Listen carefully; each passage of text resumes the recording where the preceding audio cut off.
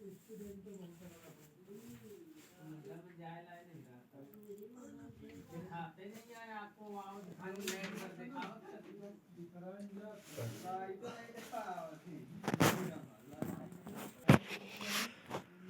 दोस्तों, स्वागत है मेरे चैनल एग्ज़ाम लग गए। जैसा कि प्रॉफिट ऑन लॉस आपका चल रहा है, तो इसमें लाभ और हानि का जो है सेकंड पार्ट, जो इम्पॉर्टेंट क्वेश्चन रह गए हैं, उसको मैं करवाने वाला हूँ आज। जैसे कि आपका अंकित मूल वाले क्वेश्चन आपके एग्जाम में ज़रूर आते हैं, तो मैं अंकित मूल वाले प्रश्न आपके लिए लेकर आया हूँ।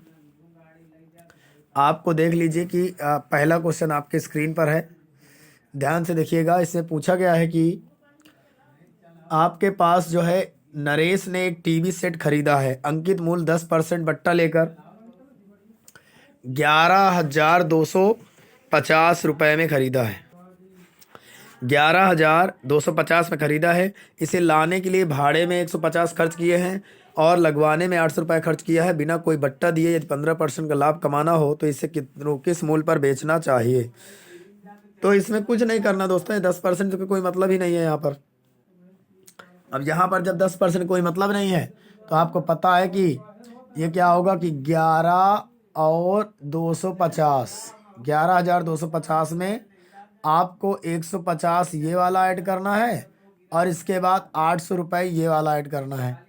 तो जब इसको आप ऐड कर देंगे तो ये आपका लगभग कितना आ जाएगा, ये आपका आ जाएगा 12,220, 12,220 आ जाएगा। क्लियर है।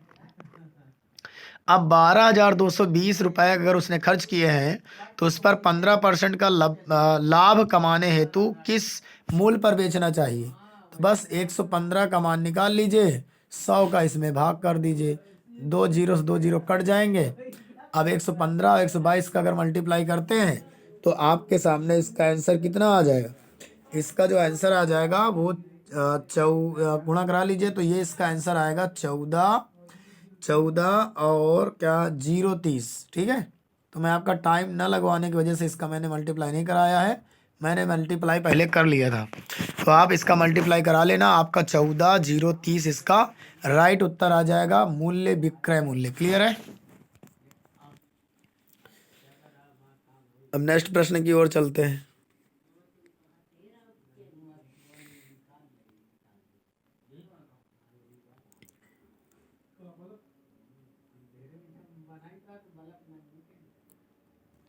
अब 12 प्लस 12 सही 1/2% तथा 10% की दो अनुक्रमिक छूट के बाद चांदी की एक प्लेट को 6300 में बेचा गया है।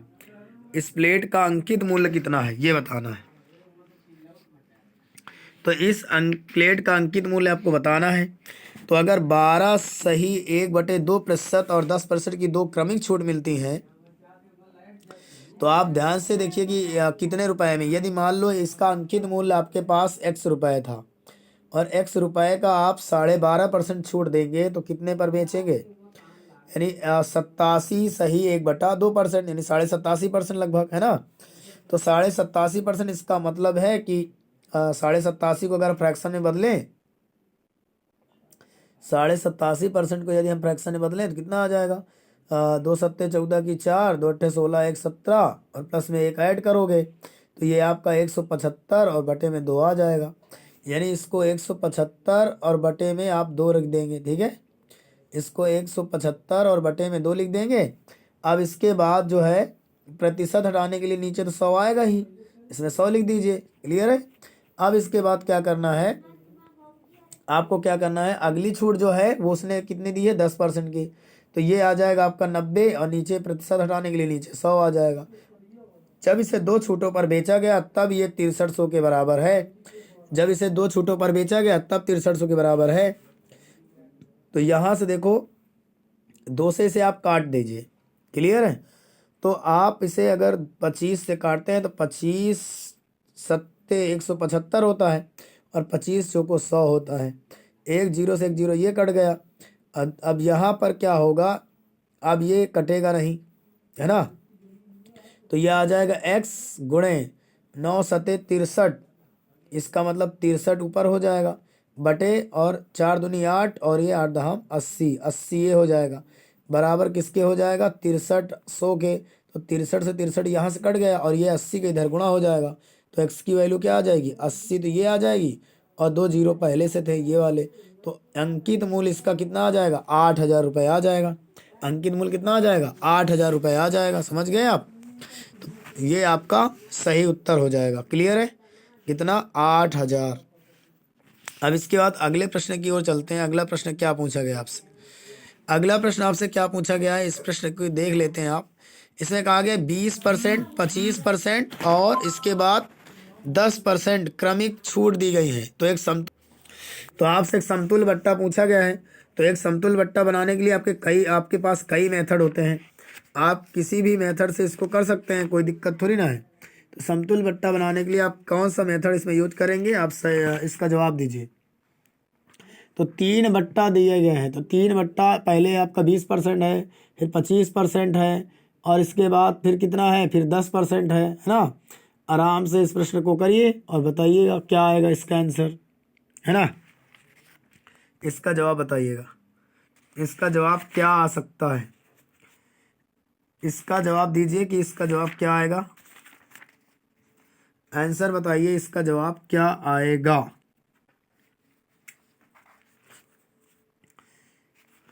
कमेंट करके जवाब दीजिए, इस प्रश्न का जवाब दीजिए क्या आ सकता है। इस प्रश्न का जवाब क्या आएगा। यानी आपसे पूछा गया कि 3 क्रमिक बट्टे दिए गए हैं। पहले 20% दिया गया है, फिर 25% दिया गया है, फिर 10% दिया गया है। क्लियर? तो अगर हम मान लें कि अंकित मूल्य 100 था, अंकित मूल्य क्या था 100 था, तो उसमें 3 छूटें दी गई हैं। कितनी छूटें? 3 छूटें दी गई हैं। ठीक है। तो एकल बट्टा आपसे पूछा गया है।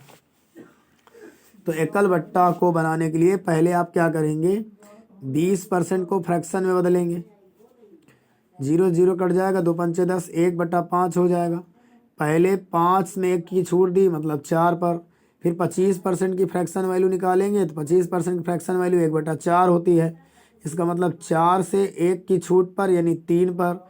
इसके बाद आप 10% की निकालेंगे तो 10% को आप 0 0 कट गया तो 10 से क्या हो गया 1 छूट 9 पर। तो इधर आ जाएगा 4 पंचे 20 और 20 ये 200 हो जाएगा। और इधर कितना हो जाएगा 4 तिया 12 और 12 नैया 108 हो जाएगा। यानी टोटल कितनी छूट दी गई। एकल छूट बनाना गया, एकल छूट बनाना है आपको, ध्यान से देखो। तो अगर 108 रुपये है छूट देने के बाद, पहले कितने था 200 था। परसेंटेज के लिए 100, 2 जीरो से 2 जीरो यहाँ कट गया, 2 से 2 पंचे 10, 2 चौको 8, यानी 54% यहाँ से निकल के आया। तो इसका जो एकल बट्टा होगा वो 54% तो ऐसे आया है। अब आपको 100 से इस 54 को घटा देना है। किससे घटा देना है 100 से। तो 54 से जैसे ही 100 से जैसे ही 54 घटाओगे तो आपके पास 46% आपके पास आ जाएगा।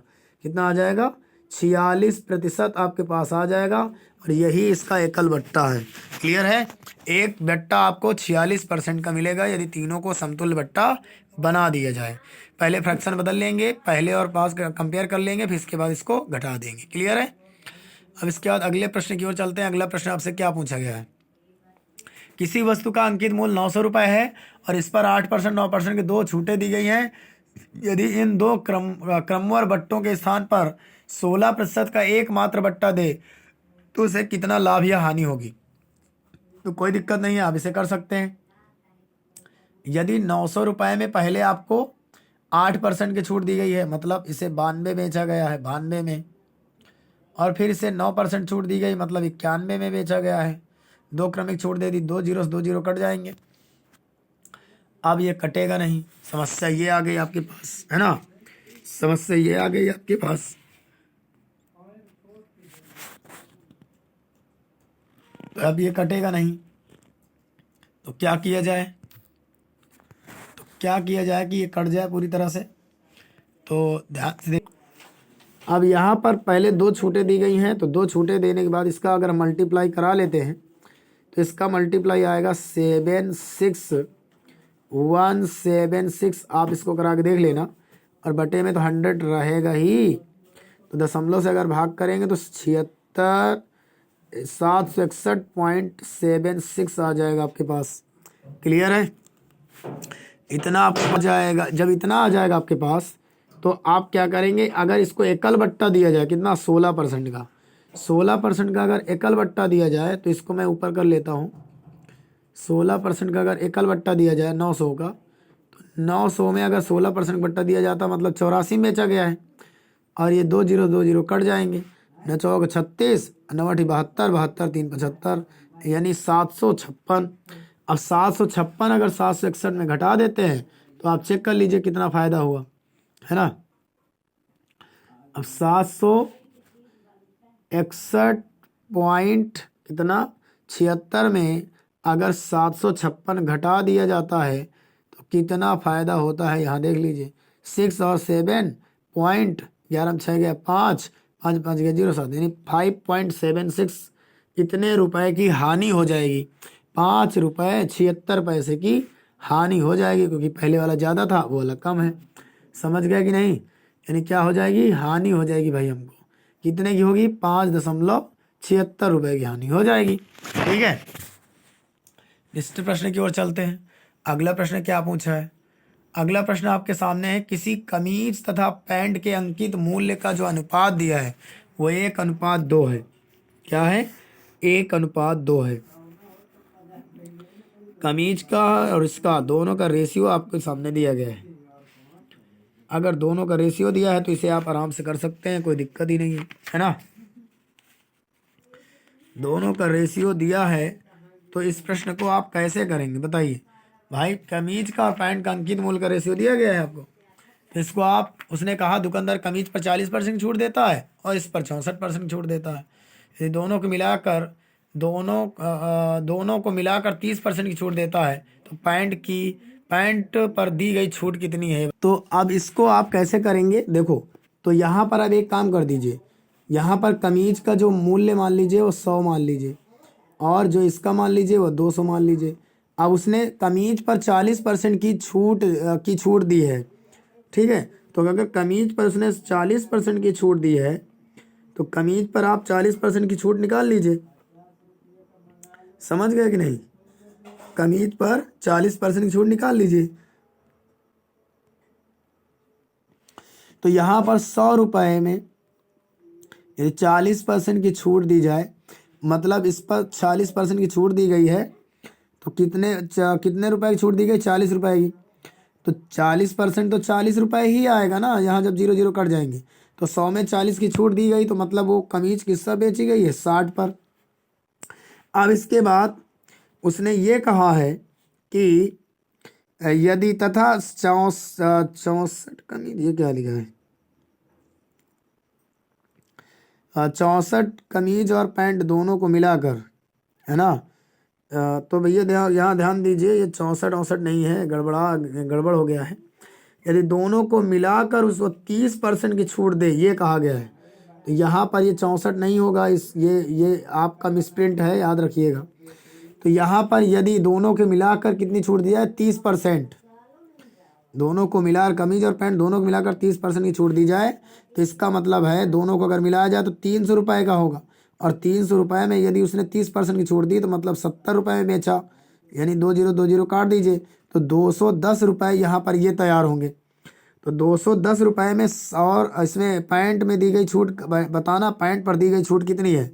तो भैया 210 रुपये में आप 60 घटा दीजिए तो आपके पास कितना आ जाएगा, 150 ही तो आएगा। तो पैंट पर छूट दी गई राशि कितनी है, 150 रुपये है। कमीज पर 60 थी, उस पर कितनी थी, उस पर दोनों पर 210 थी, तो 60 घटा दीजिए 150 आ जाएगा, और यही हमारा सही उत्तर हो जाएगा। अब इसको आपको क्या करना है, अब उसने ये कहा है कि पैंट पर दी गई छूट क्या है। तो भैया पैंट, अब यहाँ पर देखो, यहाँ पर 50 रुपये की छूट है, 50 रुपये की छूट है ना। 200 पर छूट कितने की है, 50 रुपये पर, क्योंकि 150 रुपये का अगर खरीदा बेचा गया है तो इसका मतलब 200 रुपये का पैंट खरीदा जा रहा था। तो यहाँ पर जो है 50 रुपये की ही तो छूट मिली है 200 में, और 200 को नीचे रख दीजिए, परसेंटेज में कन्वर्ट हो जाएगा। 2 0 से 2 0 कट जाएंगे आराम से, 2 से काट दो इसे, 25% की छूट दी गई थी किस पर? पैंट पर। क्लियर है? और यही आपसे पूछना चाह रहा था वो। इसके बाद अगला प्रश्न क्या आपसे पूछ रहा है वो देखिए। किसी घड़ी के अंकित मूल्य पर 10% की छूट देने के बाद घड़ी का मूल्य इतना हो जाता है। यदि छूट ना दी जाती तो 20% लाभ होता। तो घड़ी का क्रय मूल्य कितना है ये पूछा गया है। घड़ी का क्रय मूल्य कितना है? तो भैया अगर आप मान लो अंकित मूल्य इसका एक्स था और एक्स पर उसने 10% की छूट दी है, यानी 90 पर इसको बेचा है। अगर 90 पर बेचा है तब 1080 मिल रहे हैं। जीरो जीरो कट जाएगा, 9 एकम 9, 9 दूनी 18, मतलब एक्स की वैल्यू कितनी आ जाएगी? 120। अंकित मूल्य आपका 120 आ गया। यदि अंकित मूल्य 120 कहाँ आएगा? जीरो जीरो कट गया, 9 एकम 9, 9 दूनी 18, 2 जीरो है ना, 1200 रुपये आ जाएगा। अंकित मूल्य 1200 रुपये आ जाएगा।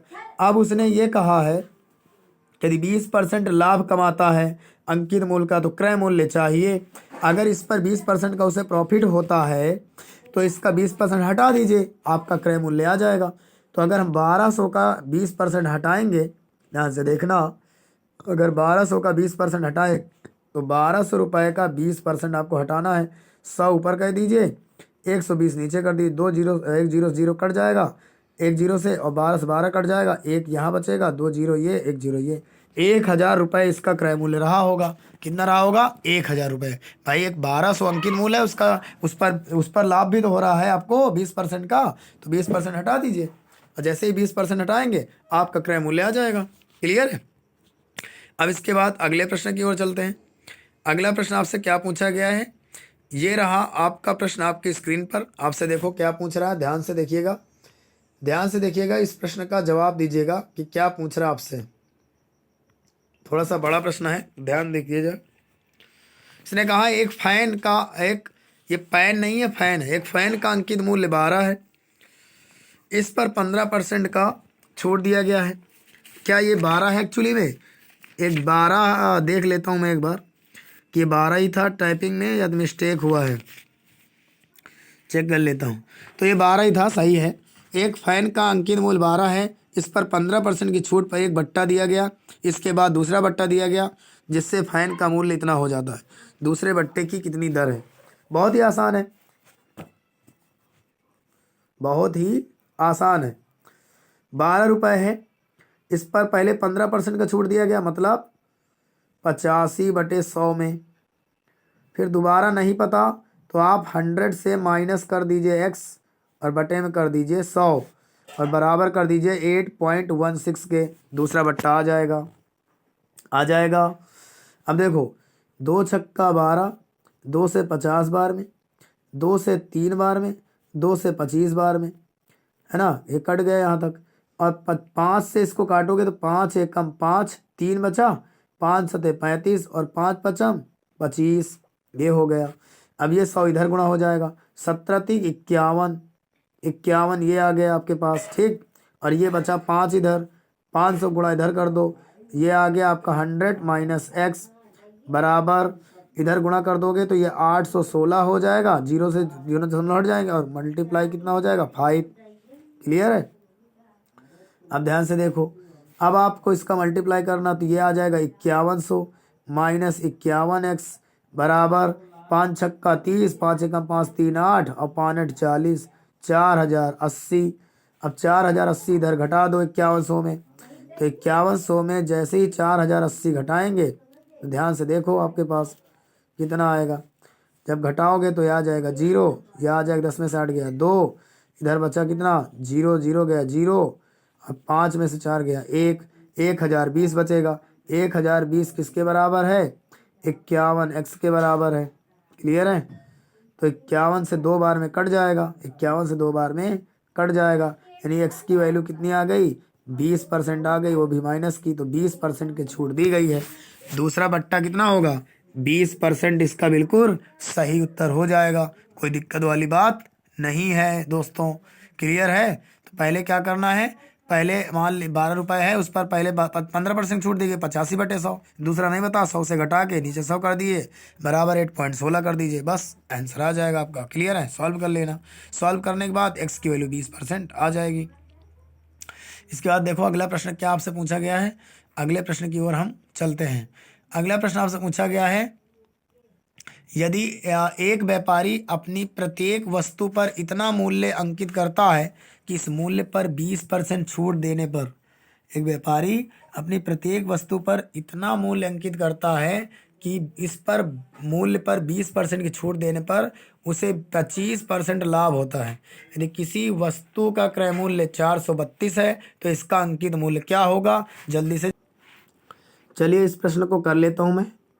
यहाँ पर क्या होगा कि यदि प्रत्येक वस्तु का मान लो अंकित मूल्य अंकित करता मुझे नहीं पता है, लेकिन अगर वो एक्स का जो है 20% वो छूट दे रहा है, एक्स का अंकित मूल्य मान लिया जाए, अगर उसने इस पर 20% छूट दिया है तो इसका मतलब 80 पर बेचा है, तो 80/100 हो जाएगा। यहाँ पर 0 0 कट जाएगा तो 6 को 8 तो 5 10, यानी आपके पास कितना आ जाएगा? 4x/5 आ जाएगा। समझ गए आप? अब उसने ये कहा है कि इसी मूल्य पर उसे 25% का लाभ होता है, तो अगर इसको हम क्रय मूल्य करना चाहें तो इसे 25% घटाना पड़ेगा कि नहीं घटाना पड़ेगा? तो 25% अगर घटाओगे तो इसका मतलब 100 ऊपर आएगा और 125 नीचे आएगा। तो यहाँ देखो 25 चौको 100, 25 पंचे 125, यानी ऊपर गुणा होगा 4 चौको 16, नीचे होगा 5 पचम 25। ये किसके बराबर आया? ये भी सीपी हो गया और इधर वाला भी सीपी हो गया 432, दोनों सीपी हो गए। अब 16 से इसे काट दीजिए, 16 दूना 32। अब आपके पास कितना बचा? यहाँ पर बच गया 8 3 11, तो यहाँ पर कितने से कट जाएगा? हाँ 16 7 112, 27 से। अब 25 का इधर गुणा हो जाएगा 27 में, 25 7 175 की 5। हासिल आया आपके पास कितना? हासिल आया आपके पास 17। 25 दूनी 50 और 17 कितना हो जाएगा आपका? 67, यानी 675 रुपये इसका जो है आपका क्या आ जाएगा? अंकित मूल्य आ जाएगा। क्लियर है ना? तो क्या आ जाएगा? 675 रुपये। क्लियर है? बहुत ही आसान तरीके से आप इसे कर सकते हैं, कोई दिक्कत नहीं है। क्लियर है? अब देखो अगला प्रश्न इसमें क्या पूछा गया। देखिए बस इतने ही प्रश्न थे आपके जो मैंने आज आपको करवा दिया। आई होप कि आपको समझ में आया होगा, कोई दिक्कत वाली बात नहीं है। और मैं आपको बता दूं कि जीडी का सिलेबस लिमिटेड है, आप समझिएगा। बहुत ही पेपर निकालने का, किसी पेपर को पास करने का सबसे रामबाण तरीका मैं आपको आज बताने जा रहा हूँ। मान लो अगर किसी पेपर को आपको पास करना है, मान लो कि आपके सामने एक पेपर, मान लो आप पेपर को पास करना चाहते हैं, तो रणनीति क्या होनी चाहिए? पेपर पास करने की रणनीति क्या होनी चाहिए ये समझ लीजिए। आप ये समझिए कि 20 क्वेश्चन जो है वो हिंदी के आने हैं। किसके आने हैं? हिंदी के आने हैं। और 20 क्वेश्चन आपको मैथ के आने हैं। इसके आने हैं? मैथ के। और 20 क्वेश्चन आपके जीके के आने हैं। और 20 ही क्वेश्चन आपके रीजनिंग के आने हैं। समझ गए? ये 80 क्वेश्चन आपके आने हैं और प्रत्येक क्वेश्चन 2 नंबर का रहेगा, ये भी जानते हैं आप। तो देखिए हिंदी में कोई खास टॉपिक आपको नहीं पढ़ने हैं। आपको ईरर से संबंधित पूछा जाएगा, वर्तनी से संबंधित पूछा जाएगा। बहुत ही हिंदी इजी आती है, बस विलोम शब्द और पर्यायवाची पर गौर करिएगा। ठीक है, यही 2 शब्द आपके कठिन होते हैं, बाकी हिंदी में लोग 15 के ऊपर कर ही लेते हैं। समझ गए ना? तो हिंदी में 15 या 16 के ऊपर आप कर ही लोगे, कोई दिक्कत नहीं है। बात आती है मैथ की, तो मैथ को आपको ध्यान से पढ़ना है। यदि मेरी सारी वीडियो आप देख लेते हैं तो आप 20 में से 15 क्वेश्चन जरूर करके आएंगे, ये आपसे वादा है। और रीजनिंग बहुत ईजी आती है दोस्तों, आपको घबराने वाली बात नहीं है, बस आप प्रैक्टिस करते रहिए। आपकी 20 में से 18 रीजनिंग सही होगी पक्का।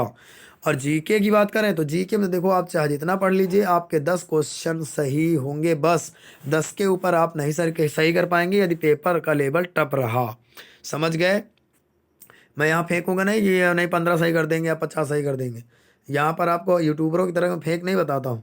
तो आपको 20 में से 20 अगर आपको हिंदी आती है, 20 में से अगर आपने हिंदी में अगर आपने 17 भी कर दिए, कितने कर दिए? 17 कर दिए। और मैथ में आपने यहाँ पर अगर 15 कर दिए, 15 सही सही बता रहा हूँ मैं।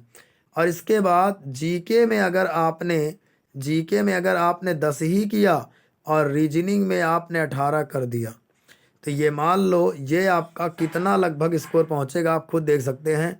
7 5 12, 12 8 20, 20 की 0, 1 2 3 4 2 6, 60 क्वेश्चन आप कर लेंगे और 2 से इसमें मल्टीप्लाई कराइए।